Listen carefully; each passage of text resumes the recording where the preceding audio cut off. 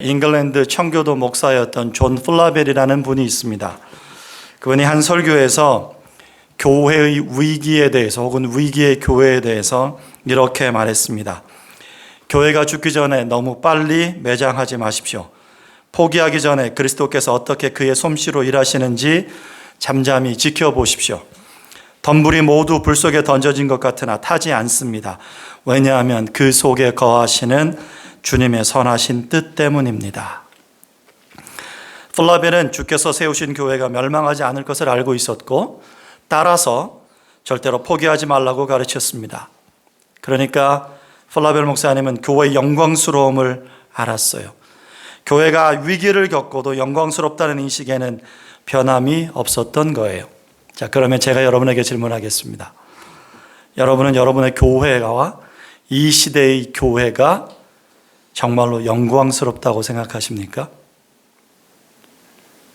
높은 뜻 교회는 그렇게 생각할지 모르겠어요. 근데 이 시대의 교회를 다 통틀어서 교회가 영광스럽다고 생각하십니까? 만약에 그렇다고 생각한다면 그 근거는 뭐고, 그렇지 않다고 생각한다면 그 근거는 뭘까요? 저는 단연코 우리의 이 위기에도 불구하고 존 플라벨 목사님이 말한 것처럼 교회는 영광스럽다고 생각합니다.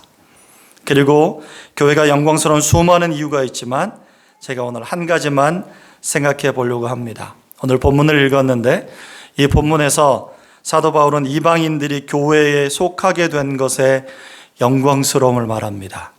그러면서 언약이라는 단어를 사용해요.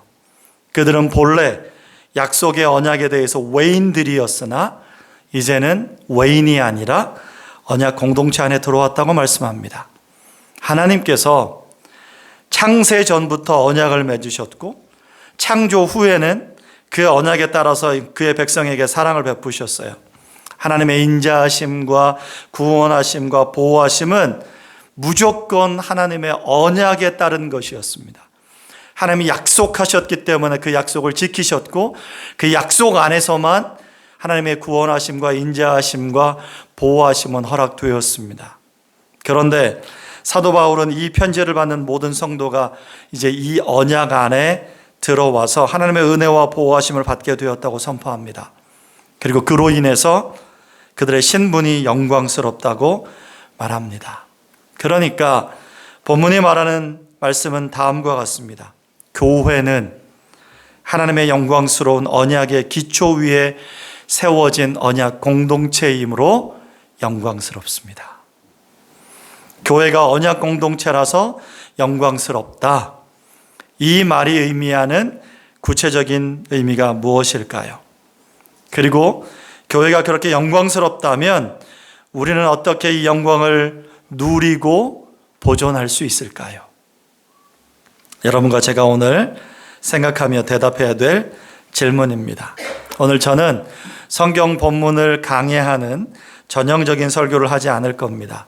다분히 강의에 해당하는 설교를 하려고 합니다. 왜냐하면 그렇게 부탁받았기 때문입니다. 김영채 목사님께서 설교 이렇게 강의하는 거 말고 강의를 해달라고 했습니다. 특별히 18세기 미국의 목회자였던 조나단 에드워즈라는 분이 있는데 그분의 가르침을 중심으로 언약 공동체로서의 교회에 관해서 말씀을 나누려고 합니다.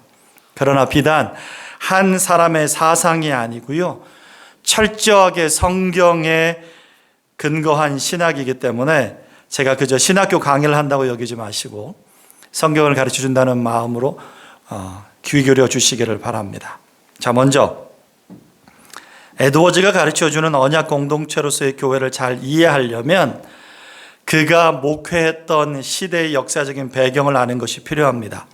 그가 어떤 상황에서 어떤 고민을 하며 성경적인 교회론을 세웠는지 들여다보아야 하기 때문이기도 하고요. 우리가 이 시대를 바로 읽고 바른 교회론을 세우기 위함이기도 합니다. 자, 조나단 에드워즈 앞에 그림을 보시면 이렇게 생기신 분입니다. 지금부터 320년 전인 1703년에 출생해서 약 54년의 생을 살고 1758년에 하나님의 나라에 갔습니다. 에드워즈가 살던 시대는 잉글랜드 청교도들이 신앙의 자유를 찾아서 북아메리카 대륙으로 건너간 지 약 1세기가 지난 즈음이었습니다. 또 지역적으로 보면 에드워즈는 잉글랜드가 북아메리카에 건설한 식민지 중 하나인 뉴잉글랜드에서 사역했습니다. 뉴잉글랜드가 도대체 어딜까요? 뉴잉글랜드는 영국이 새로운 잉글랜드라는 뜻으로 지은 식민지 이름인데요. 앞에 그림을 한번 보십시오. 미국의 북동부에 있는 매우 좁은 지역입니다. 빨간색으로 표시되어 있죠. 굉장히 조그매요. 여기에 식민지가 세워진 거예요. 그런데 오른쪽 그림을 보시면 미국 52개 주 중에서 매사추세츠, 커네티컷, 버몬트, 메인, 로드아일랜드 뭐 이런 곳들, 뉴햄셔 이런 곳들이 뉴잉글랜드를 구성하고 있는 주들입니다. 여러분들이 잘 아시는 보스턴, 하버드 대학교 이런 것은 매사추세츠의 주에 있고요. 예일 대학교는 커네티컷 주에 있습니다. 다음 지도를 보시면 에드워즈가 태어나서 자라고 공부하고 사역했던 지역들을 보여줍니다. 빨간색 가운데 거를 보시면 에드워즈는 커네티컷의 윈저라는 마을에서 태어났는데요. 그곳은 청교도들이 1633년에 커네티컷 주에서 가장 먼저 정착해서 마을을 세운 곳입니다. 그렇다는 얘기는 에드워즈는 태어날 때부터 청교도들의 정신이 있던 곳에서 태어났고요. 그의 아버지도 매우 엄격한 청교도 목사였습니다. 그곳에서 자란 에드워즈는 나중에 밑으로 내려가면 제일 밑에 있는 빨간색 뉴헤이븐에서 예일 대학교를 졸업하고 제일 위에 있는 빨간색 매사추세츠주에 있는 놀샘턴에 가서 주로 사역했습니다. 에드워즈는 청교도 3세대였는데 그 시기는 잉글랜드에서 건너온 청교도들의 신앙이 시들해지던 때였어요. 잉글랜드 청교도들이요 1630년에 대서양을 건너서 보스턴에 도착을 하고 새로운 시대를 열었는데 한 세대 정도가 흐르고 나니까 뉴 잉글랜드에서는 교회와 관련해서 상당히 심각한 문제가 불거지기 시작합니다. 청교도들이 대서양을 건너면서 꿈꾸었던 순수하고 참된 성도들로 구성된 교회를 어떻게 유지할 것이냐의 문제였어요. 자, 1세대가 들어올 때 그들의 신앙은 매우 엄격했을 거예요. 보수적이었을 거예요. 하나님을 향한 열망이 가득했을 거예요. 교회의 순수성을 유지하기 위해서 그들은 참된 성도란 무엇인가 그 조건으로 엄격한 신앙 경험과 고백을 요구했습니다. 청교도들은 미국에 건너온 지 20년이 채 안 됐을 때 1648년에 캠브리지 선언이라는 것을 발표하는데요. 케임브리지는 영국에 있는 캠브리지 말고요. 하버드 대학교가 있는 마을 이름이 캠브리지입니다. 그 캠브리지에서 목사들이 모여서 회의를 하고 작성한 선언서가 캠브리지 선언인데 이 선언은 이 잉글랜드 회중교회 목사들이 교회를 교회답게 세우기 위해서 서로 언약을 맺을 것에 관해 규정했습니다. 대표적으로 몇 개의 항목을 좀 보면 다음과 같아요. 제4정 3조는 이렇게 규정합니다. 이 형식은 가시적인 언약, 그러니까 눈에 보이는 언약, 동의 또는 합의를 가리킨다. 이에 의해 성도들은 자기를 온전히 주님께 내어드리고 같은 공동체 안에서 함께 그리스도의 규례들을 준수하기로 다짐한다. 이것을 가리켜 보통 교회 언약이라고 부른다. 왜냐하면 이 방법 외에는 어떻게 교인들이 상호 간에 영향을 미치는 교회 권력을 가질 수 있는지 알 수 없기 때문이다. 언약은 과거의 아브라함과 이스라엘 자손이 교회 또는 하나님의 백성이 되게 했던 것 같이 현대는 이방 신자들의 여러 공동체가 교회가 되게 한다. 자, 여기서 교회 언약이라는 단어가 나오죠. 그리스도인들이 이 언약을 함께 맺음으로써 구속력을 갖겠다는 거예요. 아무나 교회 안에 들어오고 나가는 게 아니라 적어도 교회 안에 들어올 때는 이 언약을 함께 맺고 이 교회를 함께 지켜가기로 다짐하고 함부로 교회를 못 떠나게 하고 혹은 교회를 더럽히는 사람들이 있다면 이 언약을 깬 것이기 때문에 내쫓겠다는 겁니다. 이 선언서에 이어지는 항목들을 몇 개만 더 보겠습니다. 12장 1조입니다. 그리스도의 지상교회들은 하나님의 지명만 받으면 누구나 선한 사람과 악한 사람을 불문하고 자기 마음대로 자유롭게 들어올 수 있게 활짝 열려 있는 게 아니다. 교회에 들어오기 위해서는 그 사람이 교회 공동체에 받아들여지기에 합당한지 그렇지 않은지 시험과 테스트를 거쳐야 한다. 12장 2절로 보십시오. 모든 교인에게서 반드시 발견되어야 하는 요건은 죄를 회개하고 예수 그리스도를 믿는 것이다. 따라서 교회에 들어오기 위해서는 이것들을 시험해야 한다. 그 사람에게 정말로 이것이 있는지 시험해야 한다는 거죠. 12장 7절도 보십시오. 교인의 자녀로 태어나 부모의 언약으로 유아 세례를 받은 사람이 성장하여 스스로 분별할 수 있다가 되어 성찬에 참여하기 원한다면 이와 똑같은 시험을 거쳐야 한다. 장로교안에서 유아 세례를 주잖아요. 근데 자라고 나면 16세가 되면 입교를 해줍니다. 그런데 입교를 할 때 이 두 가지를 확인해야 한다는 거죠. 정말로 죄를 회개했는지 예수 그리스도를 믿는지. 이 규정들을 보면 청교도들이 교회의 정식 등록교인이 되는 것을 매우 엄격하게 규정을 했고 그것을 통해서 교회를 순결하게 보존하려고 했다는 것을 알 수 있습니다. 왜 그랬을까요? 그렇게 한 이유는 교회가 영광스럽기 때문이고요. 따라서 그 영광을 포기할 수 없었기 때문입니다. 그러나 1세대의 자녀들이 성장하는 동안에 그들이 제시하던 기준이 지나치게 이상적일 뿐 자녀들에게 현실적이지 않다는 문제가 발생했어요. 뭐냐면 이런 거죠. 1세대 청교도들은 박해 속에서 신앙 고백을 했기 때문에 목숨을 걸고라도 교회를 지켰고 목숨을 걸고라도 자기 신앙을 지키는 것이 그들의 삶이었어요. 잉글랜드에서. 그러나 박해를 경험하지 않은 이 자녀들은 교회가 요구하는 엄격한 기준에 부합할 만큼 신앙적으로 철저하지 않았습니다. 성숙하지 못했습니다.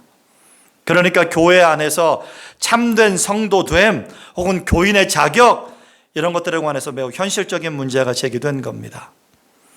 마음 편하게 신앙생활을 하니 누가 교회 못 가게 막지 않으니 흐트러진 거였습니다. 특히 유아 세례에 대해서 골치 아픈 문제가 불거졌습니다. 1세대 청교도 부모의 자녀들이 모두 어려서 유아 세례를 받았겠죠. 근데 그들이 자라서 확실한 신앙 고백을 하지 못하면 정식 교인으로 받아줄 수가 없었습니다. 그런데 그들이 결혼해서 또다시 자녀를 낳게 되었을 때 과연 그 자녀들에게 유아 세례를 줄 수 있을지 고민이 되는 거예요. 그 사람들도 교회 이 신앙 고백을 못하는 부모들도 교회 정식 교인으로 받아들이는 게 문제지만 그들의 자녀들에게 유아 세례를 줄지 말지 고민이 된다고요. 만일 무분별하게 그들을 교인으로 받아들이고 그 자녀들에게 유아 세례를 주었다가는 그동안 교회를 순수하게 보존하려고 노력했던 1세대의 청교도의 꿈은 산산이 무너지고 맙니다. 이때 교회가 결정할 수 있는 경우의 수는 3가지였어요. 첫 번째 경우는 뭘까요? 성장한 자녀들이 참된 회심을 경험했는지 묻지 않고 그저 그들이 경건해 보이는 윤리적인 삶을 살기만 하면 참 성도로 인정하고 교회가 받아들여 주고 그 자녀들에게도 유아 세례를 주는 겁니다.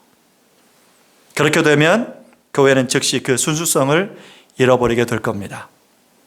두 번째 경우는 유아 세례를 받고 자란 후에 참된 회심을 경험하지 못한 사람들은 결코 성도로 인정하지 않고 교인의 자격을 일절 부여하지 않는 겁니다.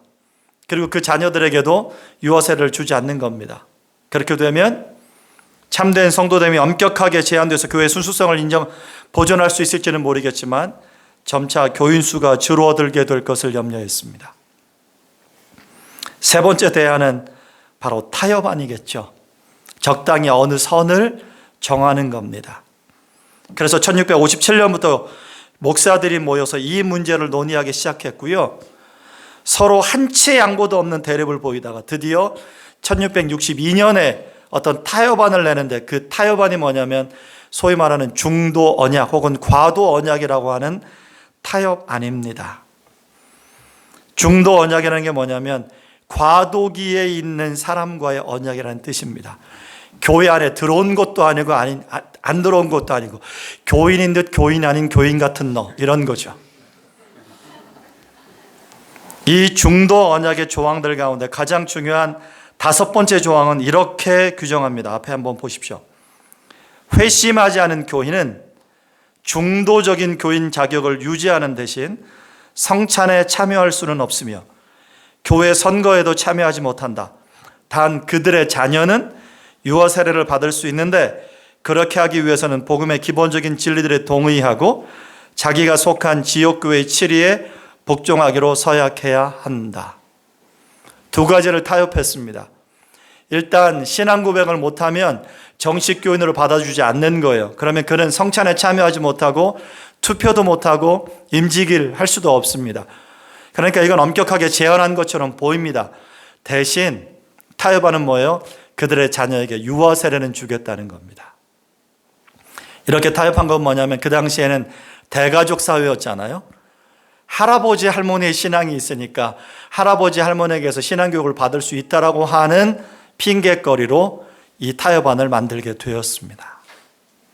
내용을 잘 보시면 올바른 신앙 고백 등에 관한 요구는 없어요. 자녀들에게 유아 세례를 줄 때 그저 지식적인 동의와 교회 치리에 복종하겠다는 다짐 정도만을 요구했습니다.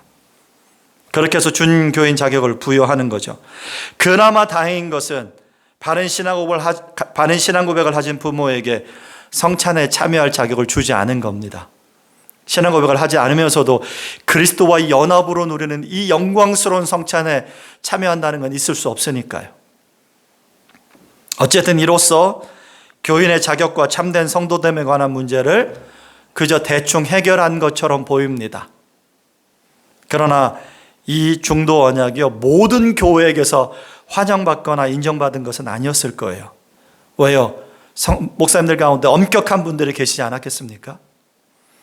이 문제는 그 이후에도 1690년대까지 약 30년간 치열한 논쟁거리가 되었습니다. 그렇게 지루한 공방이 이어진 이유 중에 하나는 매사추세츠 의회도 이 노회의 결정 상황을 공인하지 않았기 때문입니다. 의회가 인정해 주지 않았어요. 그 얘기는 뭐냐면 의회에 있던 분들이 엄격했어요. 그러니까 이걸 국가적으로 인정해 주지 못했던 거예요. 지역교회들도 그 결정을 선뜻 받아들이지 못했습니다. 근본적으로는 이 중도 언약의 내용이 성경적이라는 확신이 들지 않았기 때문이고요. 현실적으로는 중도 언약을 용인하면 교회가 반드시 그 거룩함과 경건함을 잃어버리게 될 거라고 우려했기 때문입니다.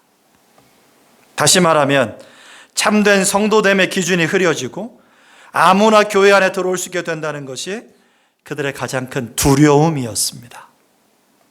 그래서 1662년에 중도 언약 결정이 났음에도 불구하고 여러 교회가 이것을 받아들이지 못한 채 15년이 지난 1677년에 이르게 되었습니다.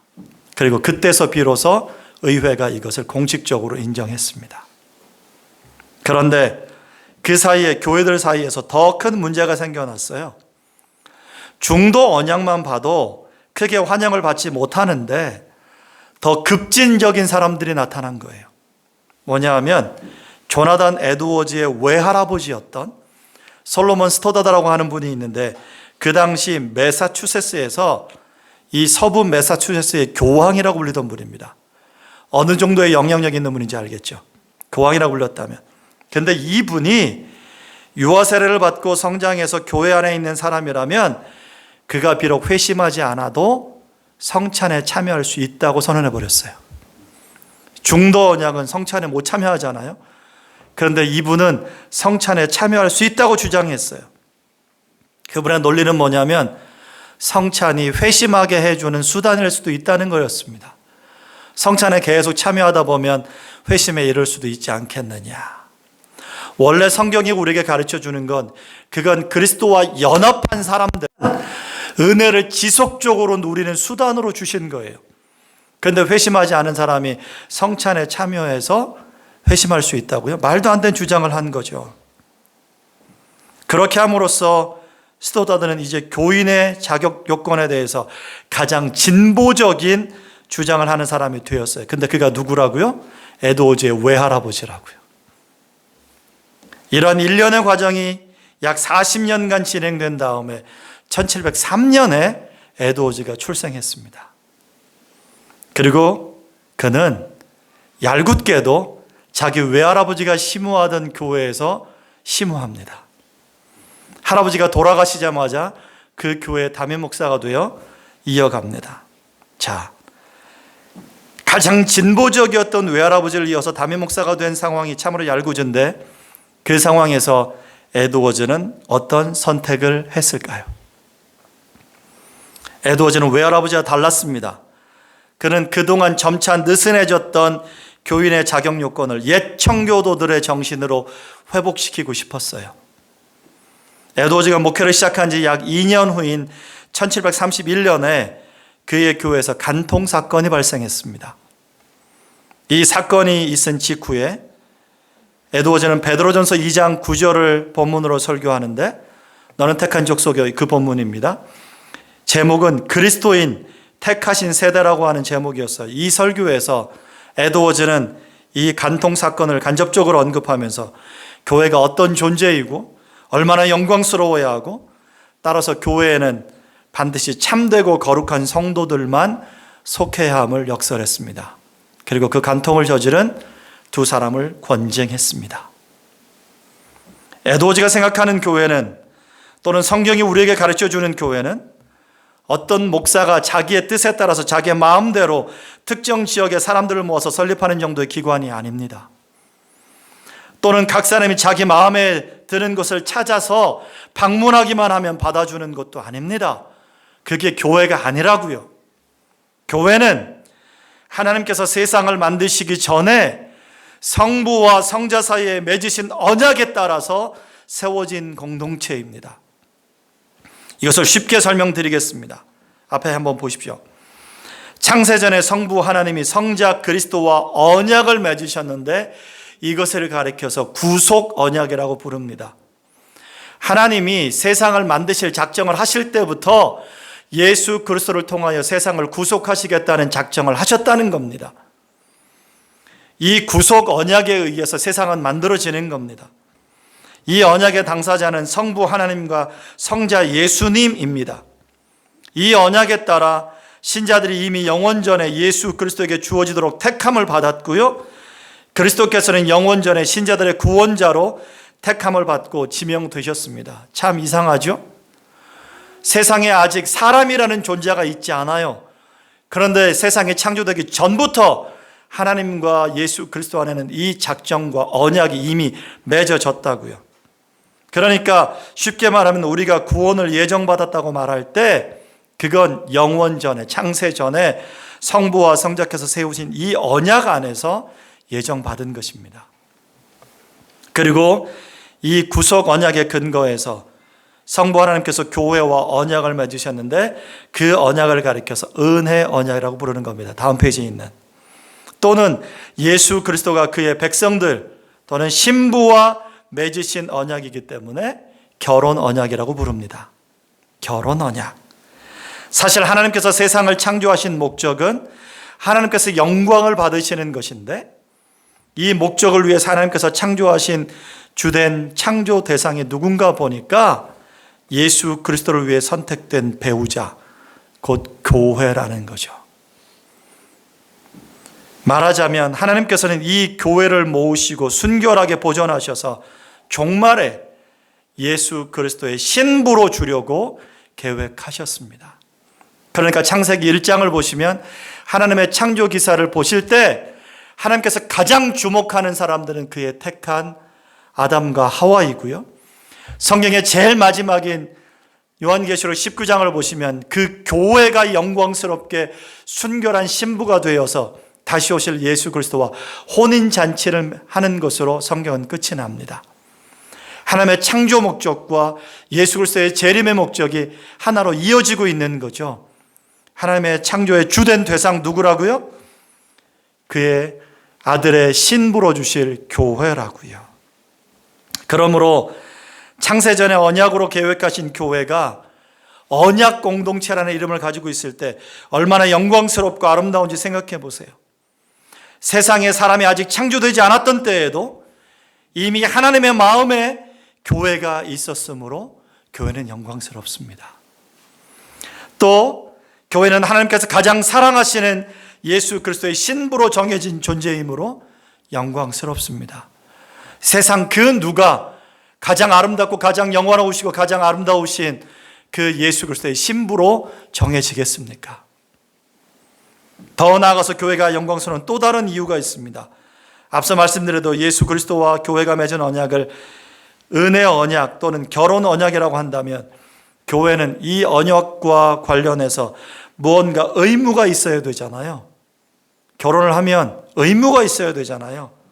세상에 창조된 사람들이 이 영광스러운 교회 안에 들어와서 예수 그리스도의 신부가 되려면 무언가 조건을 충족해야 됩니다. 그런데 그 조건마저도 하나님께서 사람들에게 그 이행 책임을 맡기지 않으셨어요. 앞에 화면에 보시는 대로 예수 그리스도를 통해서 모두 이르게 하셨습니다. 말하자면 예수 그리스도께서 교회와 맺으신 은혜 언약 또는 결혼 언약의 모든 조건을 충족하셨기 때문에 그의 택하신 백성 혹은 신부가 되는 우리는 이행해야 될 것이 남지 않았습니다. 그러니 예수 그리스도께서 교회에게 이렇게 말씀하시는 거예요. 사랑하는 나의 신부 교회여, 내가 모든 조건을 충족했으니 너희가 행할 것은 아무것도 없다. 내가 행한 것을 너희의 것으로 삼고 이제 나와 온전히 하나를 이루자. 그러므로 여러분, 이런 은혜를 입은 교회가 얼마나 영광스러운지 한번 생각해 보세요. 지금 교회가 씨름하고 있지만 그래도 교회는 영광스러워요.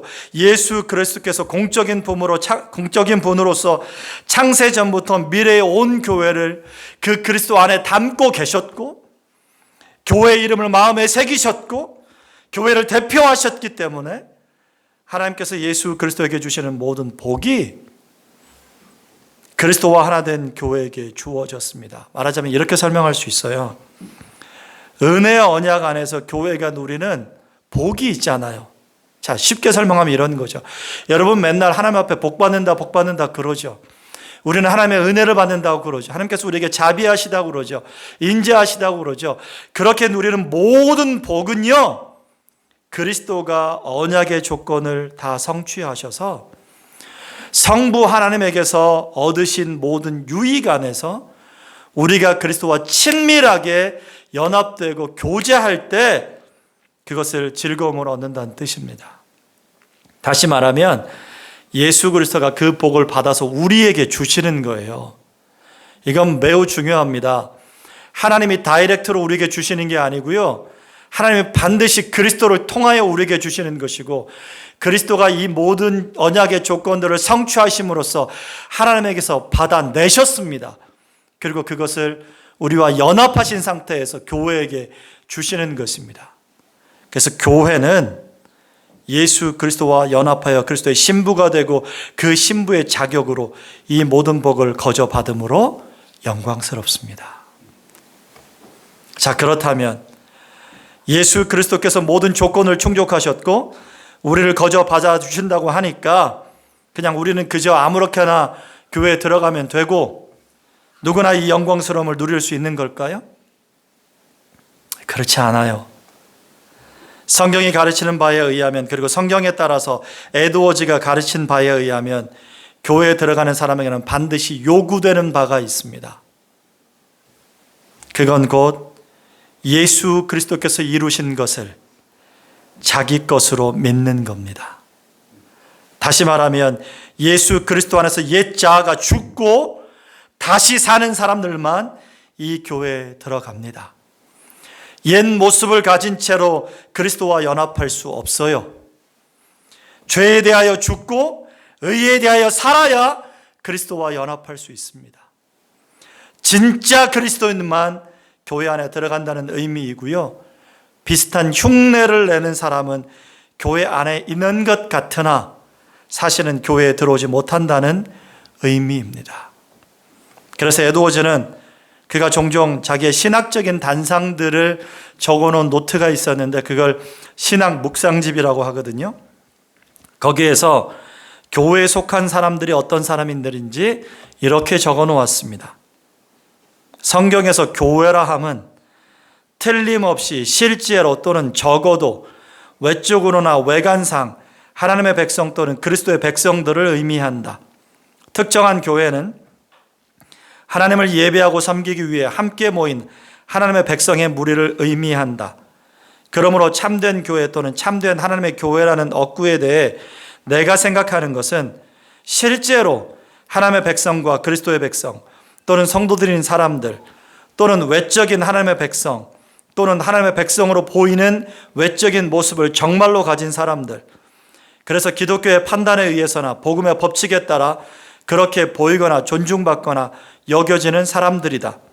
또 특정한 참된 교회는 가시적인 하나님의 백성들인 사람들 또는 따라서 기독교의 판단에 정말로 그런 사람들, 그리고 기독교의 거룩한 공적 예배에 실제로 함께 참여한 사람들의 단체여야 한다. 자, 뭔가 무슨 굉장히 긴 얘기를 했어요. 그런데 이 글에서 강조되는 단어들에 제가 색깔을 표시해 놨습니다.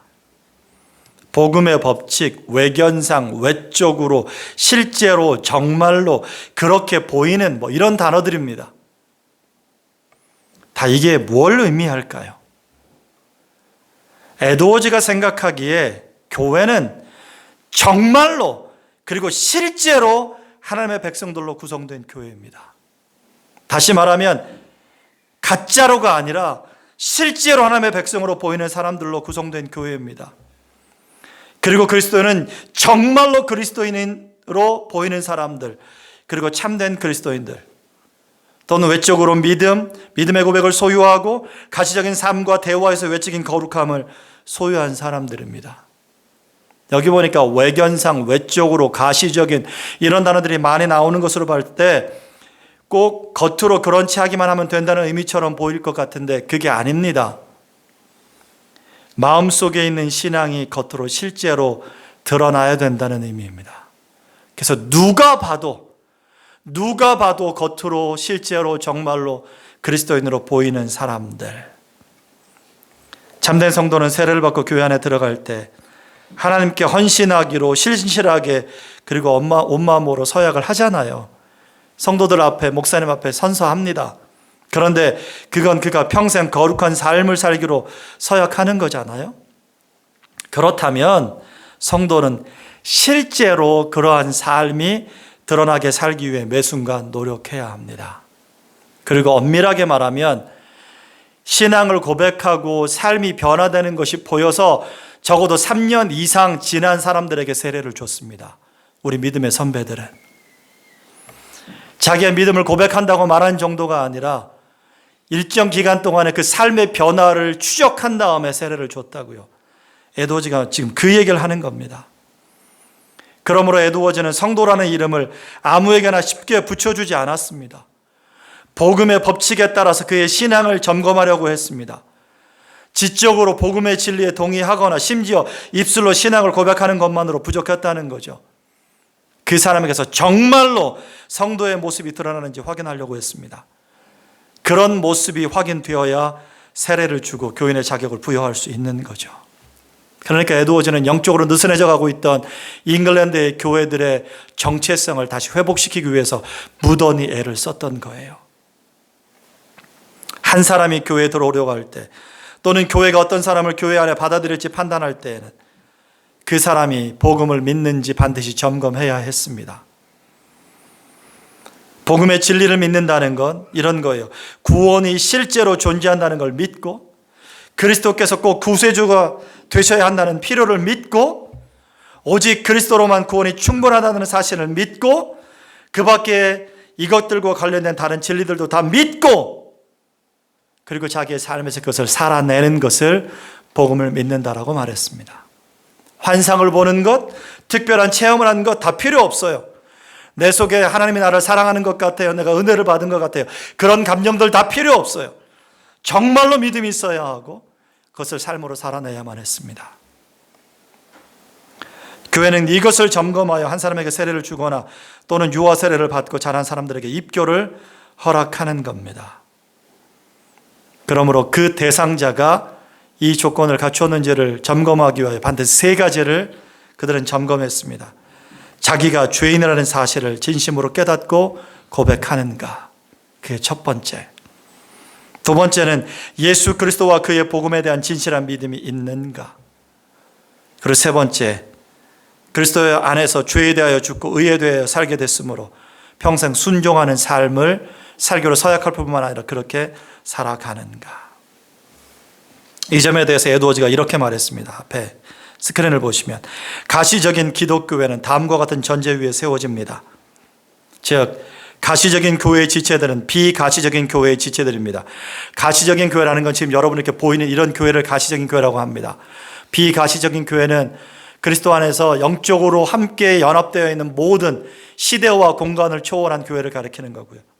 따라서 그리스도에 대한 신앙 고백을 하고 그리스도에게 복종할 것을 서약한 사람들 외에는 누구도 가시적인 교회에 받아들여서도 안 되고 완전한 지체로 여겨서도 안 됩니다. 바른 신앙 고백과 서약을 한 사람들만 사랑의 판단으로 받아들여 참 신자로 여기고 그리스도의 영적인 나라의 참된 신하들로 여기며 가시적인 교회의 지체로 여깁니다. 자, 여러분, 에드워즈의 가르침이 어떻게 느껴지십니까? 시대를 거스르는 역행하는 지나친 엄격함입니까? 만일 이것이 성경이 가르치는 바라면 어떻습니까?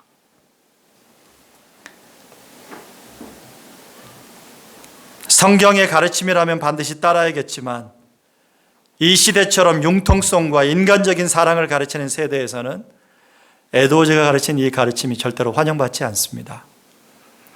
그거를 강조하고 멤버십 과정을 운영하고 있는 이 높은 뜻 교회는 사랑을 못 받습니다. 안 오려고 합니다. 그냥 받아주면 될 것이지 무슨 멤버십 과정을 한다고 그래요. 에드워즈 시대는 어땠을까요? 그리고 실제로 에드워즈는 교회를 이렇게 세울 수 있었을까요? 에드워즈가 심호하던 교회가 영적 대각성을 경험할 때만 해도 성도들은 대체로 에드워즈의 주장에 지적으로나 심정적으로 동의했어요. 그런데 대각성이 다 식어버리고 그로부터 2년이 지났을 때 안타깝게도 문제는 불거졌습니다. 에드워즈는 외할아버지가 시행했던 성찬 방식에 제동을 걸었어요. 더 이상 참되게 회심하지 않은 사람은 성찬에 참여할 수 없다. 그런데 이게 교인들에게 문제가 됐습니다. 감히 우리의 대부이신 솔로몬 스토다드의 주장을 뒤집어? 에드워즈는 성도들과 부딪힐 수밖에 없었고 결국 1년 남짓의 대치 끝에 성도들의 결의로, 공동회의 결의로 교회에서 쫓겨났습니다. 엄격하게 하다가 김영치 목사님 쫓겨날 날이 얼마 안 남은 것 같습니다. 사랑하는 여러분, 에드워즈가 교회에서 쫓겨났다는 사실에 큰 시사점이 있어요.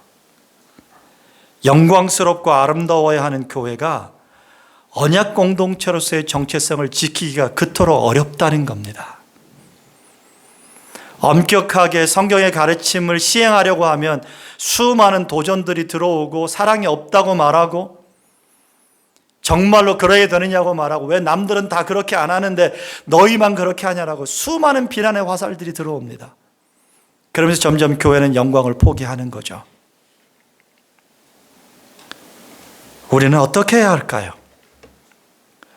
오늘 함께 나눈 말씀을 잘 기억하면서 적용을 해야 되는데 앞에 인용을 한번 보십시오. 1894년에 우리나라 장로교회가 세례 지원자들을 위해서 만든 조례입니다. 근데 거기에 이렇게 규정했습니다. 높은 수준의 행실, 이것은 특히 다혼이나 결혼을 여러 번 하는 거죠. 술, 담배 사용과 관련이 있다. 불법적인 혼인 관계를 유지하고 있지 않은 사람, 그리고 술을 마시지 않거나 그 생산이나 판매와 무관한 사람만 세례를 받을 수 있다. 이건 대표적으로 몇 가지 문제만을 두고 있었어요. 이 당시 한국 사회의 치명적인 죄가 뭐였냐면 술과 담배와 조혼과 축첩과 이런 문제들이었거든요. 그런 죄들을 엄격하게 규정하면서 이거를 여전히 하고 있으면 세례 안 주겠다는 거였습니다. 입으로 신앙 고백만 한다고 해서 세례를 주지 않았습니다. 1907년 평양 대부흥이 일어났을 때 전국의 교회는 새롭게 몰려드는 사람들로 가득했겠죠. 그리고 그들을 신앙으로 교육해서 세례를 베풀어야 되는 일이 교회의 거룩한 의무로 주어졌을 겁니다. 그런데 현재까지 남아있는 서울 세문안교회의 1907년 당회록을 보면 그 당시 담임 목사는 언더우드 선교사였습니다. 그 당회록을 보면 참 흥미로운 기록이 남아있어요. 그의 세문안 교회에서 세례교육을 받은 사람이 모두 256명입니다. 부흥했다니까 얼마나 많은 사람들이 온 거예요. 그렇죠? 그런데 이 256명 중에 실제로 세례받은 사람은 98명에 불과했습니다. 38%. 당회는 모든 사람의 신앙을 심사해서 가부를 결정했고 그 결과를 명단에 기록했어요. 앞에 그림을 보십시오. 이게 세례 지원자 명부입니다. 십자가 표시는 세례가 가능하다는 거고요. 원자는 가능성은 보이는데 아직은 부족한 사람이라서 원입교인이라는 뜻입니다. 그리고 대자는 세례를 고대하고는 있지만, 그래서 고대자를 쓰고 있지만 턱없이 부족한 사람입니다. 그런데 각각 세례 가능, 원입, 고대하는 사람으로 분류된 사람들의 이유가 흥미롭습니다. 다음 페이지 보시면 십자가 표시 옆에 이렇게 쓰여 있습니다. 잘 믿고 행위 있소. 믿음의 고백과 삶이 균형을 이룬다는 거죠. 입으로만 내가 예수님 믿어요라고 말하지 않는 거예요. 지켜보니까 삶이 변해 있어요. 술도 끊고 담배도 끊고 축첩하는 것에 대해서도 이렇게 여러 여자들을 범하지 않고 삶이 변해 있는 것이 보이는 거죠. 반면에 다음 페이지 보시면 원입 옆에는 이런 사유가 있습니다. 아는 것이 부족하나 행위 있어. 두 가지의 균형이 필요했습니다. 아는 것도 필요했고 행위도 필요했어요. 기독교 진리를 아직 모른다는 겁니다. 그런데 열심히 살려고 노력은 하고 있어요.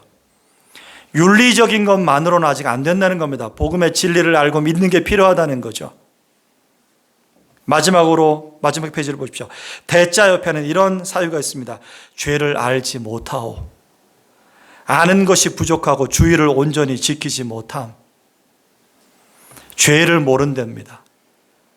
높은 교회는 언제나 이 죄성의 문제를, 죄의 자각에 관한 문제를 강조하는 것으로 알고 있습니다. 거기서 출발하는 것이니까요.